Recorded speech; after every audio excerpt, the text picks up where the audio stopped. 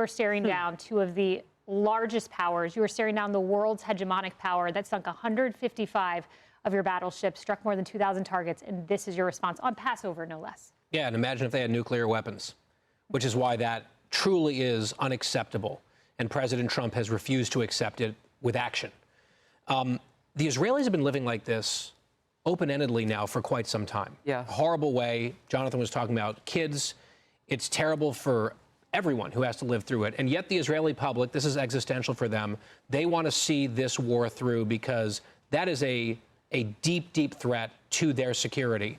And that's why Israel is putting up with this. The Israeli people are putting up with this because they realize it's necessary. And not to minimize what the Israelis are going through, I just want to point out during this conflict, the vast majority of missiles fired out of Iran have been targeting Arab countries in the Gulf, including especially the United Arab Emirates. Right. Iran is lashing out at all of its neighbors, particularly Muslim countries. An irrational, evil regime that's conscripting child soldiers. It's a sick, sick regime that chants and lives death to America, which is why we're doing this. Rosanna, and that was always data point number one to me. The Gulf states stayed neutral in this before it happened.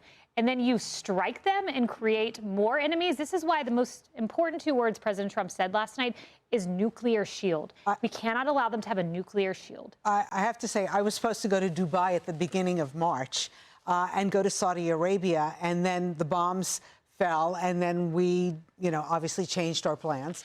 And I've talked to friends of mine in Saudi Arabia. They thought they were going to be in a safe place, and, they've had their own close calls over there. And just reiterating what you talked about, Guy, Israelis, I have a friend who lives in Tel Aviv. She's been in a bomb shelter. I'm not talking about sporadically through the day. She spent a lot of time in the bomb shelters. And I think they tell them to shut off their phones, too. They don't want any kind of communication, or I guess they want everybody to stay nice and calm and not look at social media and stuff like that.